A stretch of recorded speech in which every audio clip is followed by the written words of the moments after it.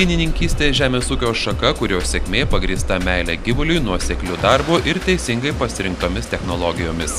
Pieno gamybos ūkių šeimininkai ieško būdų padidinti primilžius, tai gyvendinti nesunku sudarius optimalius racionus ir gaminant maistingus, energetiškai vertingus pašarus. Didžiausią dalį melžiamų karvių racione sudaro silosas ir šienainis. Tai vieni vertingiausių pašarų, todėl jų gamybai reikia skirti ypatingą dėmesį, kad karvės gautų kokybišką ir visavertį racioną. O kukurūzai maistingumu, energetinė verte ir universalumu pasižymintis žemės ūkio augalai, kurie turėtų užimti pagrindinę vietą gyvulininkystės ūkių sėjomainoje. Iš kukurūzų galima gaminti ne tik silosą, jų grūdai puikiai tinka grūdainiui arba išdžiovinti kaip energijos šaltinis kombinuotiesiems pašarams gaminti. Silosui kukurūzai pjaunami, kai pasiekia vėlyvąją vaškinę brandą. Tada jie yra maistingiausi. Parinkus optimalų pjovimo laiką, gaminamas pašaras būna maistingas ir kokybiškas. Kokybiškam silosui ruošti reikalinga speciali technika, kuri pagreitina ir palengvina darbą. Tai smulkintuvas, transporto bei suslėgimo mašinos. Kukurūzų pjūtis prasideda rugsėjį ir tęsiasi iki vėlyvo rudens, kai ne visada būna palankios sąlygos, todėl naši ir galinga technika yra geras pagalbininkas.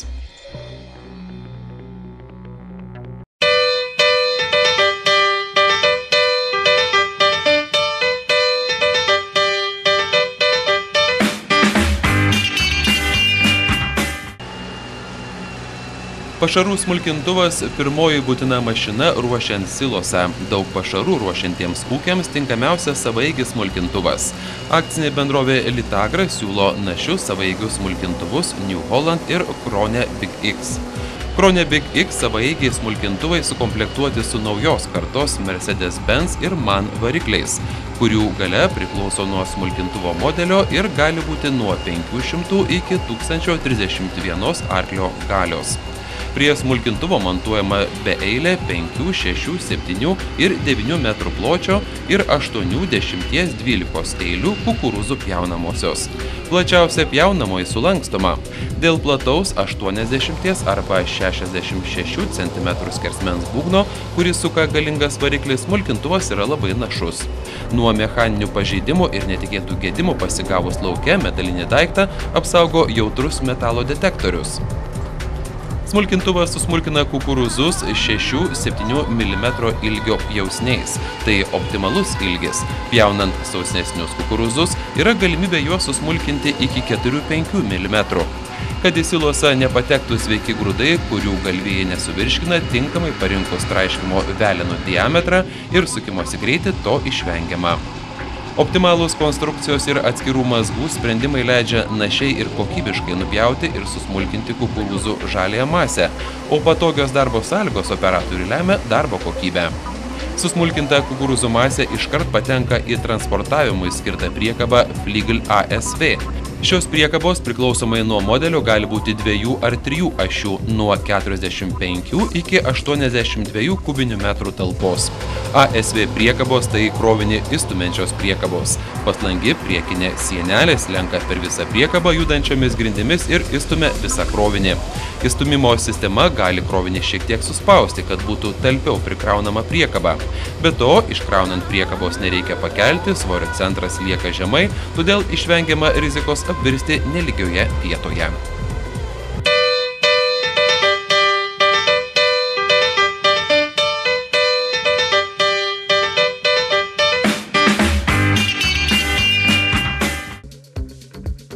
Tranšėjose silosuojamai masiai sukrauti, išlyginti ir suslėgti rekomenduojamos našios ir manevringos mašinos. Tai JCB Farm Master frontaliniai krautuvai.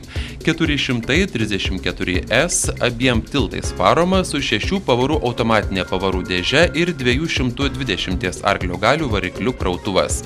Sulankstomos šakės gali pakelti beveik 10 tonų krovinį į 3,5 metro aukštį, jį tolygiai paskleisti. Krautuvas sveria 13 tonų, todėl nešdamas dar 10 tonų gerai suslegia masę tranšėjoje. Silosui susifermentavus ir pradėjus šerti karvėms, labai svarbu jį lygiai atpjauti lyg peiliu, kad nebūtų išdraskomi kraštai ir pašaras negestų.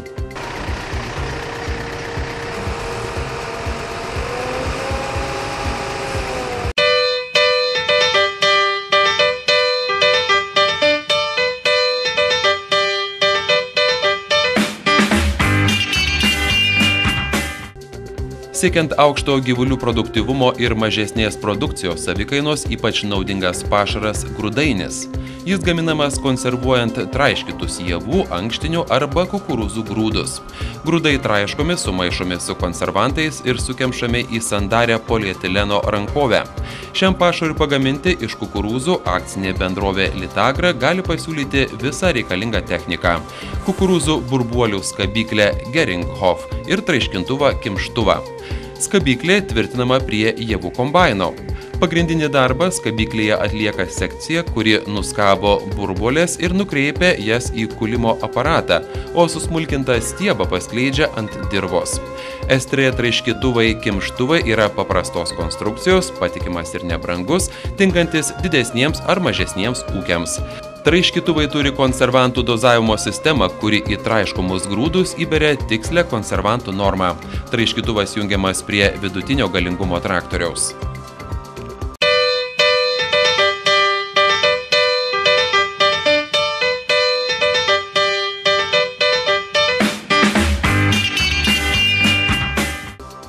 Kad gyvuliai gerai įsisavintų pašarą, jis turi būti ne tik gerai subalansuotas, bet ir gerų fizinių savybių. Tinkamai susmulkinti, kad būtų skatinamas atrajojimas, gerai sumaišyti, kad gyvuliai negalėtų išsirinkti jiems patinkančių pašaro komponentų. Kinant pašarų dalytuvai maišytuvai sudaryti iš 2 kamerų – maišymo ir dalyjimo. Maišymo kameroje pašaro sudedamosios dalys maišomos bei smulkinamos lėtai besisukančiomis mentėmis, kurios praslinkdamos pro dalytuvo dugne sumontuotus smulkinimo peilius supjausto stambiuosius pašarus reikiamo ilgio gabalėliais. Sumaišyta masė patenka į kitą kamerą, kurioje esantys sraigiai juos transportuoja iškrovimo angos link ir tolygiai išdalina gyvuliams. Dėka kinant pašarų maišytuvo dalytuvo racionaliau panaudojami savaime ūkyje užauginti pašarai, jie geriau įsisavinami, sumažėja išlaidos pašarų priedams, padidėja karvių produktyvumas. Kinant pašarų maišytuvai dalytuvai gaminami nuo 8 iki 28 kubinių metrų ir gali paruošti iki 10 tonų pašaro vienu maišymu.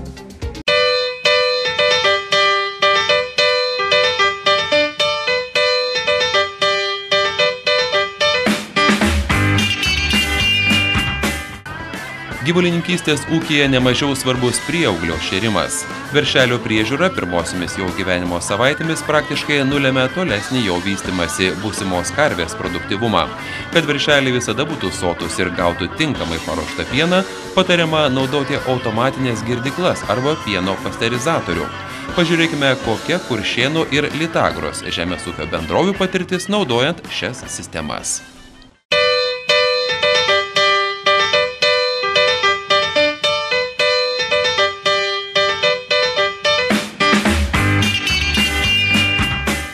Kuršėnų žemės ūkio bendrovėje yra beveik 1000 melžiamų karvių, tad nesunku nuspėti, kiek veršelių jos atsiveda ir kiek reikia pastangų, kad jie užaugtų sveiki.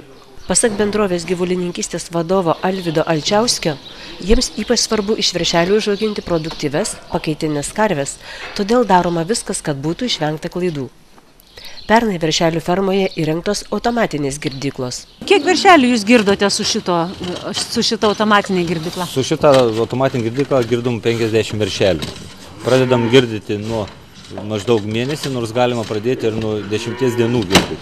Bet mes tą iki mėnesį, ten 20 dienų girdom krekinom, paskiau pienų ir vėliau didesnį amžiaus prijunkinam prie šito aparato. O kaip čia yra ruošiamas gėralas? Ar čia pienas pilamas, ar darote iš pieno miltelių gėrimą veršelių? Iš šį aparatą yra pieno milteliai, pieno pakaitalas, kurio susipela apie 50 kg į šitą talpą. Po to yra apačioj yra mikseris, kur paduodamas vanduo, apačiui sparneliai paduoda miltelius apie 120 gramų vandens ir sumaišomas, tada veršelis gauna šiltą kokybišką mišinį. Automatinė girdykla skenuoja priėjusio veršelio numerį ir jos atmintyje išlieka visi duomenys apie veršelius, kuris ir kiek gėrė, kiek kartų buvo priėjęs prie girdyklos. Daugiau nei nustatyta norma veršelių neduodama gerti.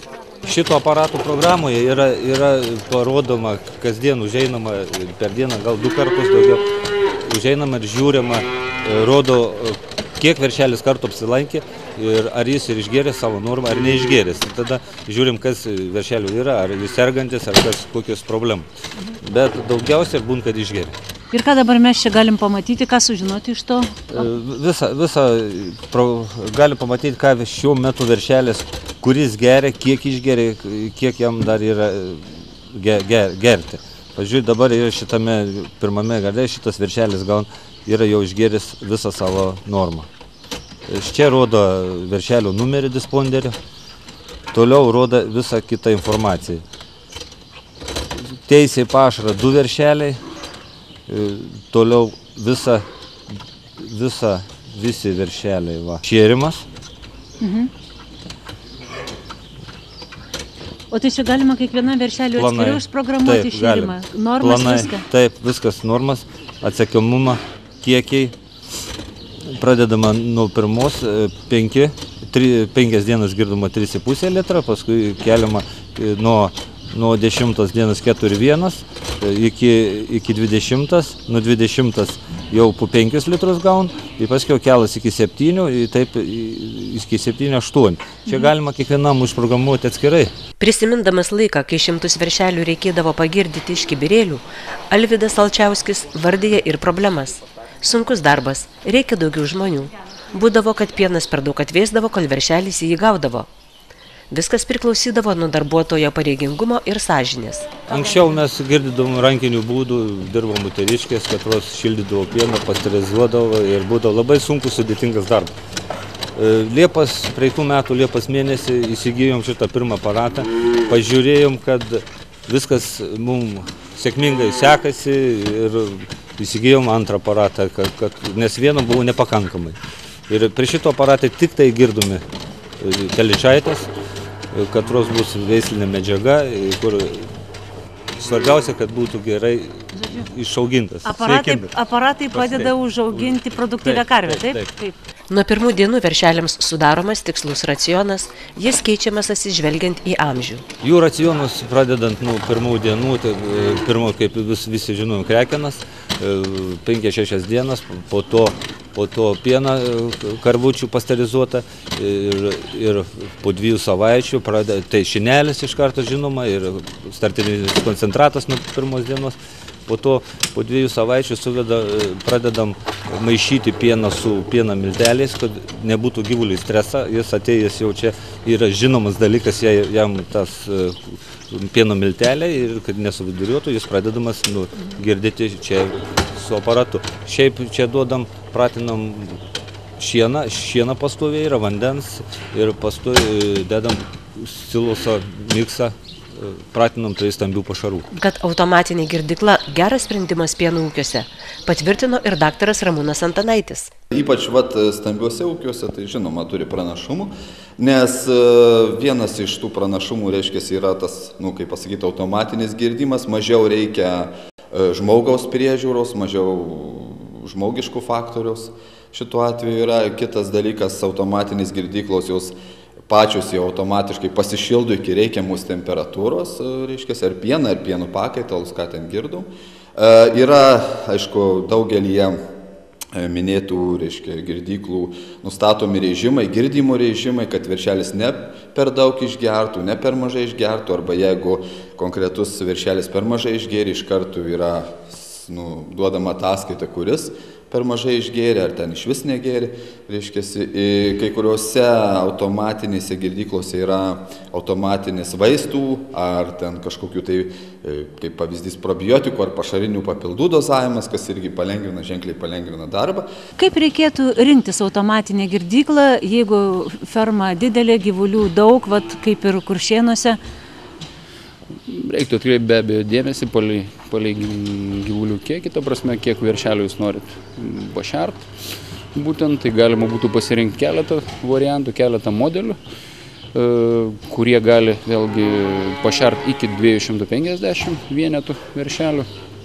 Tai tam tikslui reiktų pasižiūrėti, aišku, patį tvarto išplanavimą prieš statant tokį girdyklą.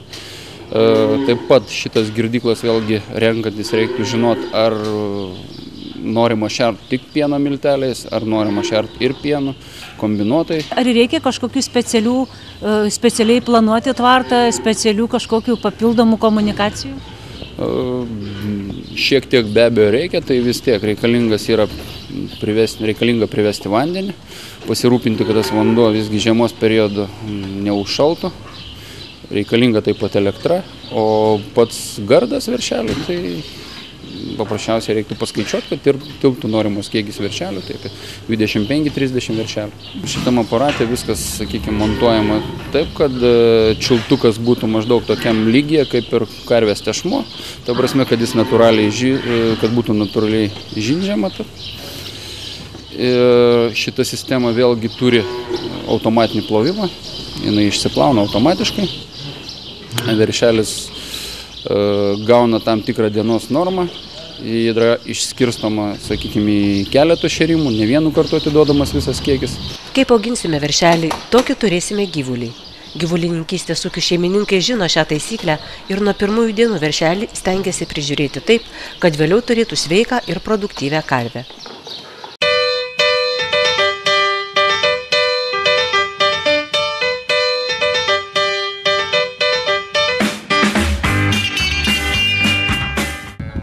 Gyvulininkystės ūkiuose veršeliai atskiriami praktiškai iškart. Dėl to ir kyla nemažai veršelių sveikatos problemų. 2-3 kartus per dieną jie girdomi pienu ar jo pakaitalu, dažnai gėralas būna per šaltas, girdoma ne tuo pačiu metu, nevienodomis porcijomis. Kuršėnuose ši problema buvo išspręsta įrengus automatinę girdyklą, o Litagro žemės ūkio bendrovėje paprastesniu būdu. Čia pienas pasterizuojamas ir išpilstomas į kibirėlius. Kodėl reikėjo būtent keisti veršelio girdimo būdą ir ką tai davė bendrovei? Na, paskutiniais metais mūsų situacija buvo, kadangi plėtėm melžiamų karvių bandą, gyvuliai buvo perkami iš daugelio valstybių Europos ir to paskui, aišku, mes išplėtėm savo užkrečiamų ligų foną ir tardamės su specialistais, su gyvulininkystės specialistais, mes pasirinkome, kaip matote, veršelių laikymą vienutėse. Na, konsultuodami su Litagro specialistais gyvulininkystės, priėjom išvadą, kad šitas būdas mums yra geriausias ir to paskui įsigijom pieno pasterizatorius. Litagro žemės ūkio bendrovėje kas mėnesį veršiuojasi apie 150 karvių. Visos telyčaitės auginamos bandai atnaujinti, todėl stengiamasi nuo pirmųjų dienų, kad iš jų išaugtų geros karvės. Veršeliai 8 savaitės girdomi pasterizuotų pienų, kuriame išlieka visos vertingos medžiagos. Bendrovė prieš porą metų įsigijo stacionarų ir mobilų pasterizatorius. Stacionariame paruošiamas pienas veršeliams. Kaip veikia toksai pasterizatorius, kuriuo šeriama Litagro žemės ūkio bendrovė? Šitam pasterizatoriui iš vakaro yra supilamas pienas, jisai užkeliamas iki reikiamos temperatūros pasterizavimo, ta prasme, tai apie 70 laipsnių, palaikomas tam tikrą laiko tarpą ir paskui temperatūra nuleidžiama iki tos temperatūros, kuri reikalinga veršelių girdimui, tai maždaug apie 40-42 laipsnių. Ir ryte atėjęs žmogus gali pasimti tą pasterizatorių, atsijungti nuo tinklo, sakykime, ir išvežti, išdalinti pieną veršelį. Pienas veršeliams ruošiamas iš anksto, tačiau tam sugaištama mažiau laiko nei anksčiau. Kada jūs pradedate ruošti pieną veršeliams girdyti? Kaip čia pasakyti? Naktį atveža pieną į pasterizatorių šaltą, įjungia kaitinimą ir jisai per tam tikrą laiką užkaista, po to pradeda vėsti iki tinkamos girdimo temperatūros, atvėsta ir išjungiam viską, leidžiamės į šitą katilą ir važiuojam girdyti. Dabar, aišku, daug geriau viskas ir katilas važiuoja, anksčiau rankiniu būdu viską darė. Iki veršelių tvarto nuvežti pasterizuotą pieną naudojamas mobilus pasterizatorius, kuris palaiko pastovę maždaug 40 laipsnių jo temperatūrą. Mobilus pasterizatorius turi dozatorių, todėl veršelis gauna tikslę pieno normą. Kiek veršelių jūs prižiūrite? Nu, 250. Ir taip kiekvieną rytą, vakarą juos girdote šitokių pašildytų pienų? Taip. Ir kiek trunka pašerti visus veršelius? Tai vien girdimas maždaug 2 valandas. Nu, po to, vieną pamainą užtrunka, 4 valandas. kol apžiūrim viską ir pasiklojam patys, ir pasigirdom, ir miksą išdalinam, ir vandenį keičiam. Ne tik girdimas pieno, mums viskas priklauso. Na, o veršelių sveikata, kaip, ar jaučiasi kokių nors, sakykime, teigiamų poslinkių tokių, jie sveikesni, galbūt, kai gauna tokį penelį ir tiesiai iš kibirėlio šiltą? Tikrai geriau, tikrai sveikesni, nes šiltas katilas neatšaldo, kokią temperatūrą mes susipilom, tokią ir gauna iki galo, jisai būna šiltas. Litagro žemės ūkio bendrovėje pradėjus naudoti pasterizatorių, pastebimai pagerėjo veršelių sveikata, sumažėjo kritimų skaičius. Įdiegti tas technologijas, ar užtenka pačių jėgų, ar vis dėlto reikia specialistų pagalbos, reikia patarimo, reikia galbūt ir tam tikrų sprendimų, kad padėtų kažkas? Na, be abejo, aišku, pačiam žemdirbiui tai yra sunku pasirinkti. Todėl kreipėmės pagalbą į Litagrą ir aš manau, radom mūsų atveju patį geriausią sprendimą. Nuo kokio kiekio gyvulių jau vertėtų automatizuoti veršelių šėrimą būtent tokiu? Matot, vėlgi aišku, jeigu jau turint, sakykime, kažkokį tai 50 veršelių, kaip matot, jau būtų sunkoka girdyti atskirai šildant tą pieną, tai ko gero pasterizatorių jau vertėtų turėti. Talpos įmanomas nuo 120 litrų iki 400-480 litrų. Mobilus pasterizatorius šiuo atveju, matėt, yra 200 litrų, o šiaip taipogi gali būti ir didesni pasterizatoriai, bet vėlgi didesnis pasterizatorius sunku vežioti, sakykime, tai ko gero galima apsiriboti 200 litrų pasterizatorių. Mažesnių ūkių šeimininkai taip pat gali palengvinti veršelių priežiūrą.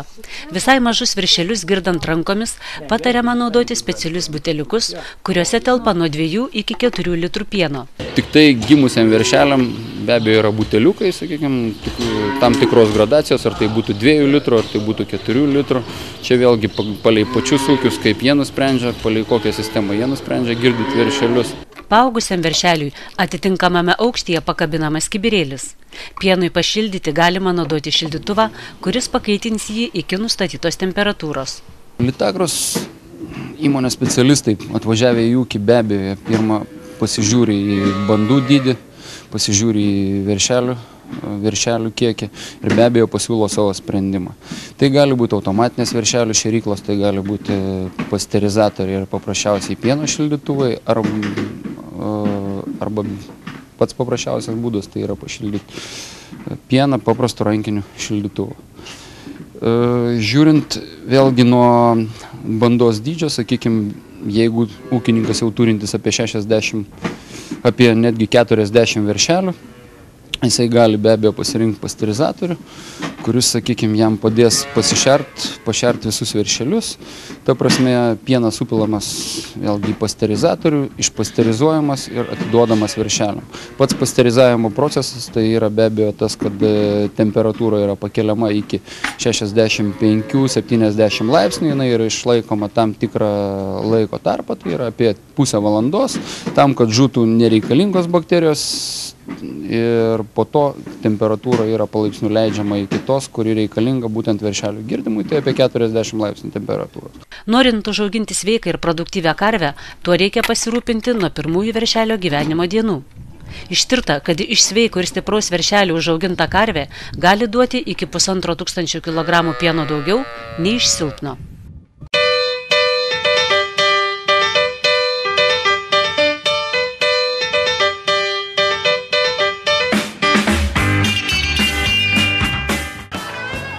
Kasdien vis tobulėjant technologijoms protingos mašinos jau nebe naujiena mūsų ūkininkams. Ne naujiena ir melžimo robotai, nors jų Lietuvoje dar nedaug. Klaipėdiškis Robertas Marcinkevičius jau metai dirba tokioje protingoje fermoje.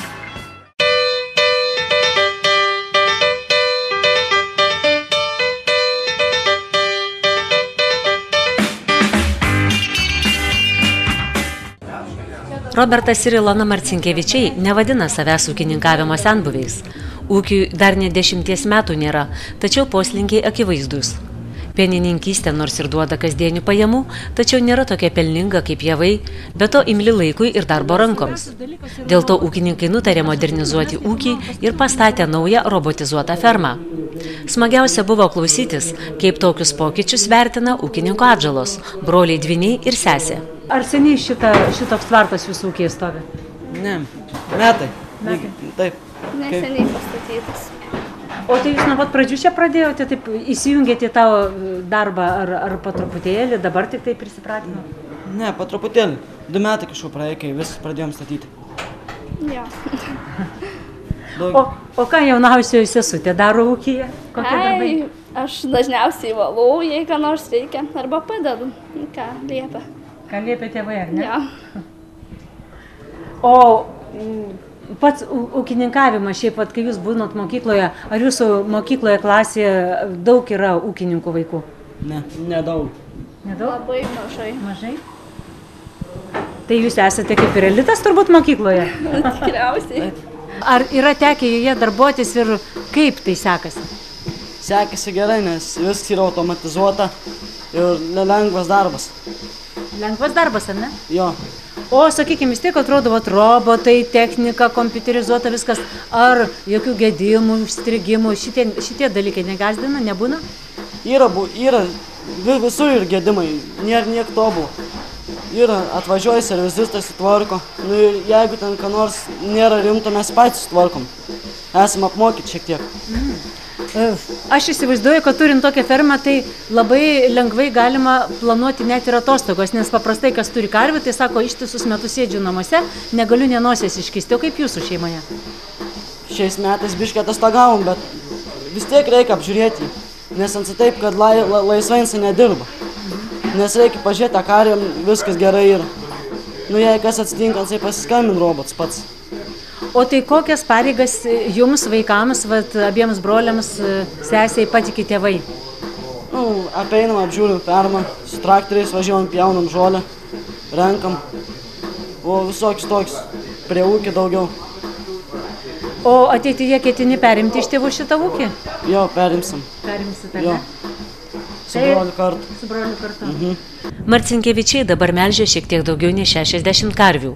Ferma erdvi, gerai vėdinama, galvijai juda laisvai. Joje pastatytas melžimo robotas gali per parą pamelžti iki 75 karvių, priklausomai nuo jų produktyvumo ir fiziologijos. Gyvuliai šeriami automatizuotai, pašarus arčiau jų pristumia kas pusvalandis privažiuojantis robotukas. Ar spartėja Lietuvos ūkių modernizacija ir būtent pieno ūkių, sakykime, gal robotizacija? Kokie yra poslinkiai per pastarosius metus? Na, prieš 14 metų, kai mes pristatydom nesudėtingą techniką, atrodė, štai reiškia jau tikrai puiku, bet per tuos 14 metų vis tik Lietuvos žemės ūkis nepaprastai mūsų informacijos technologijų srity toli pažengta, bet aš manyčiau, kad žemės ūkį tikrai daugiausia pažengta. Na, tegul ir Šilalės rajonas, kur mes čia šiandien randamės, sakyčiau, kad toli nužengė, nebematyti štai apleistų laukų, tai dar kartą patvirtina, kad vis tik žemės ūkiai yra nepaprastai dideli poslinkiai. Mūsų ūkininkas vis tik jaunėja, tai vienas momentas, na ir mūsų ūkininkai, kaip mes matom, modernizuoja savo ūkius. Ir todėl robotai, melžimo robotai arba robotizacija mūsų fermose tikrai atėjo tas metas, kad tikrai jau yra besidominčių, tikrai yra jau matančių, kad štai palengvina darbą. Vis tik šeimos ūkiui, ypač ir didesniam ir mažesniam ūkiui, vis tik tai yra nepaprastai puikiai įranga. Ir štai šiandien būdami mes Marcinkevičiaus Roberto ūkyje, mes matome, kad štai tikrai šitas, reiškia, robotas labai puikiai dirba. Aišku, jis yra numatęs dar ir antrą statyti, bet nespėja tiek melžimų karvių įsigyti, bet dar kartą patvirtina, kad tai yra tiek iš jo, tiek iš kitų, tiek iš aplinkos, kad štai šitie robotai turi labai didelės perspektyvas Lietuvoje. Roberto ir Ilonos Marcinkevičių melžiamų karvių fermoje įdiegta moderni sistema turi dar vieną plika akimi nematomą privalumą. Lietuvoje nuo šviesos trūkumo kenčia ne tik žmonės, bet ir gyvuliai. Kad gyvuliai gerai jaustųsi ir būtų produktyvūs, jiems būtinas ne mažesnis kaip 14-16 valandų šviesusis paros laikas. Leli fermų įranga turi specialią apšvietimo sistemą, kuri įsijungia, kai natūrali šviesa yra mažesnė nei reikia gyvulio organizmui ir palaiko tokį apšvietimą reikiamą laiką. Naktį ji persijungia ir šviečia raudonai. Šitam ūkį, šitoje fermoje būtent sumontuota Leli automatizuota melžimo sistema. Jinai pasižymi tom, kad karvės į melžimo robotą eina savo noru, ta prasme nėra jokios prievartos, kaip matot, nėra jokių vartų. Karvės tiesiog ateina tam, kad pasimelštų, tam, kad gautų savo pašaro davinį ir be jokio streso jį lanko. Be abejo, įdėgė tokią sistemą į ūkį, automatizuotą melžimo sistemą į ūkį, mes prisiimam pilną atsakomybę, todėl kad iš tikro, jeigu robotui sugedus, karvės bus nemelštos ilgiau negu 14, 16 ir daugiau valandų, be abejo, ūkėje nutiks problema. Tai va, tai šitoje vietoje yra iš tikrųjų atsakinga serviso tarnyba, kuri privalo laikė 2 valandų pasirodyti ūkį ir pašalinti gedimą. Ir kas liečia atsarginės dalis, tai be abejo mes turim pilnai išardytą vieną robotą, kuris yra padėtas į lentyną ir esant reikalui, serviso darbuotojas šitą dalį gali pasiėmęs važiuoti pas ūkininkų. Be abejo, pačios reikalingiausios dalis randasi jo mikroautobusėlį, kad jis galėtų kuo skubiau ir kuo greičiau šitą gedimą pašalinti. Tai turbūt ne tik tai, kad pamelžia karvę, yra dar ir įvairios ten duomenų bazės, turbūt ūkininkas kažkokią naudą iš to turi ir kitokią. Šiaip bendra praktika yra tokia, kad robotizuotas melžimas duoda apie 15% daugiau pieno iš karvės. O esmė yra tame, kad ne pats, kaip pasakyti, ne dėl roboto spalvos ar dėl jo išpildymo ir panašiai. Tai yra būtent ūkininkas tą darbą padaro. Robotas tik tai duoda informaciją ir jeigu ūkininkas tą informaciją sugeba priimti, apdoroti, imtis tam tikrų priemonių, tai be abejo, jo rodikliai, jo bandos rodikliai, sakykime, bus žymiai geresni. Tai žodžiu, visas bandos valdymas šiuo atveju, kai pastatytas robotas, taip pat yra kompiuterizuotas, ar ne? Ir kokią informaciją ūkininkas gali gauti, ką gali sužinoti apie bandą, turėdamas tokius prietaisus, tokius įrengimus fermai? Pirmiausiai, ką jis mato, tai aišku, be abejo, yra pieno kiekis iš kiekvienos karvės, vidutinis pieno kiekis per parą, baltymai, riebalai kiekvienos karvės arba bendri bandos. Toliau mato atrajojimą karvių, individualų ir bandos. Tai jam leidžia pamatyti, ar karvė, jeigu karvė nustojęs atrajoti, vadinasi kažkokios tai problemos. Gali būti, ar tai acidozė, ar panašiai, arba einama prie acidozės. Tai va, tai jeigu jis laiku imas reikalingų priemonių, tai šitie dalykai yra sustabdomi ir ūkininkas to pasekoje nepraranda pieno. Tokia fermos įranga nuo ūkininko pečių nuima dar vieną rūpestį – pieno mėginio paėmimą tyrimams ar bandos kontroliai. Melžimo robotas automatiškai paima pieno mėginį kiekvieno melžimo metu.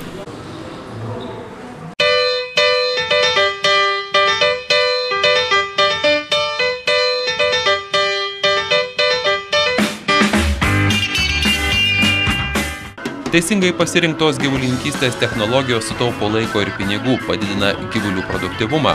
Akcinės bendrovės Lytagra specialistai visada padės įsirinkti tinkamiausius jūsų ūkiui pašarų ruošimo ir šėrimo technologijas, gyvulių priežiūros priemonės.